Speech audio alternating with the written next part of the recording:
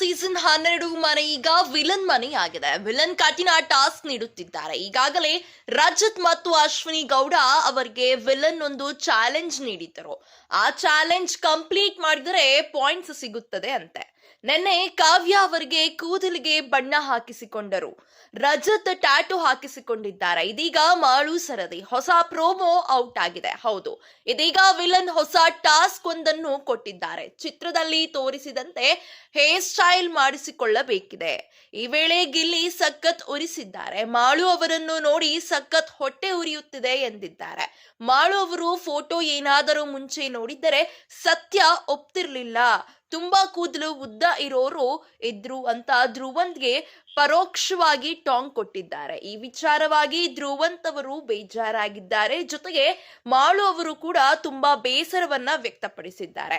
Big boss Kannada season 12 ಆಟದಲ್ಲಿ ಈಗ 73 ದಿನಗಳು ಕಳೆದಿವೆ.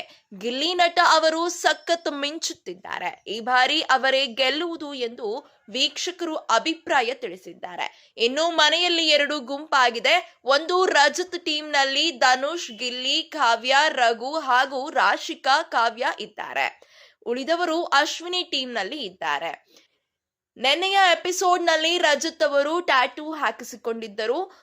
ನಾನು ತರಬೇತಿ ಪಡೆದ ಟ್ಯಾಟೂ ಕಲಾವಿದರಿಂದ ಟ್ಯಾಟೂ ಹಾಕಿಸಿಕೊಳ್ಳುತ್ತಿದ್ದೇನೆ. ಇದಕ್ಕೆ ನನ್ನ ಸಂಪೂರ್ಣ ಒಪ್ಪಿಗೆ ಇದೆ ಎಂದು ಬರೆದುಕೊಟ್ಟು ರಜತ್ ಅವರು ಸಹಿ ಮಾಡಿದ್ದಾರೆ.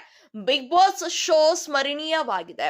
ಅದನ್ನು ಈ ಟ್ಯಾಟೂ ಮೂಲಕ ಶಾಶ್ವತವಾಗಿ ಇರಿಸಲು ಅವರು ತೀರ್ಮಾನಿಸಿದ್ದರು. ಭುಜದ ಮೇಲೆ ರಜತ್ ಅವರು ಬಿಗ್ ಬಾಸ್ ಲೋಗೋ ಟ್ಯಾಟೂ ಹಾಕಿಸಿಕೊಂಡಿದ್ದಾರೆ. ಬಿಗ್ ಬಾಸ್ ಮನೆಯಿಂದ ಆಚೆ ಹೋಗಲು ಈ ವಾರ ರಜತ್, ಗಿಲ್ಲಿ, ಧ್ರುವಂತ್, ರಕ್ಷಿತಾ, ಸ್ಪಂದನ, ಅಶ್ವಿನಿ, ರಾಶಿಕಾ ನಾಮಿನೇಟ್ ಆಗಿದ್ದಾರೆ. ಈ 7 ಮಂದಿ ಪೈಕಿ ಯಾರು ಔಟ್ ಆಗುತ್ತಾರೋ ಕಾದು ನೋಡಬೇಕಿದೆ. ಈ ವಿಲನ್ ಕೊಟ್ಟಿರುವಂತಹ ಈ ಒಂದು ಚಾಲೆಂಜ್ ಅನ್ನು ಮಾಳು ತುಂಬು ಮನಸ್ಸಿನಿಂದ ಒಪ್ಪಿಕೊಂಡಿಲ್ಲ.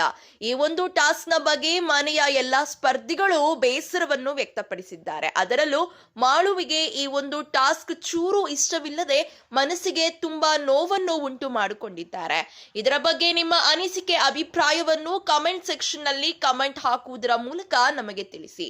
ಇದೇ ರೀತಿಯ ಸಿನಿ ಅಪ್ಡೇಟ್ಸ್ಗಳಿಗಾಗಿ ಹಾಗೂ ಕನ್ನಡ ಬಿಗ್ ಬಾಸ್ ಸೀಸನ್ 12ರ ಲೇಟೆಸ್ಟ್ ಅಪ್ಡೇಟ್ಸ್ಗಳಿಗಾಗಿ ಈ ಕೂಡಲೇ ಸ್ಯಾಂಡಲ್ವುಡ್ ಕಥೆಗಳು ಯೂಟ್ಯೂಬ್ ಚಾನೆಲ್ ಅನ್ನು ಸಬ್ಸ್ಕ್ರೈಬ್ ಮಾಡಿ ಹಾಗೂ ಪಕ್ಕದಲ್ಲಿ ಕಾಣ್ತಿರುವಂತಹ ಬೆಲ್ ಐಕಾನ್ ನ ಕ್ಲಿಕ್ ಮಾಡಿ.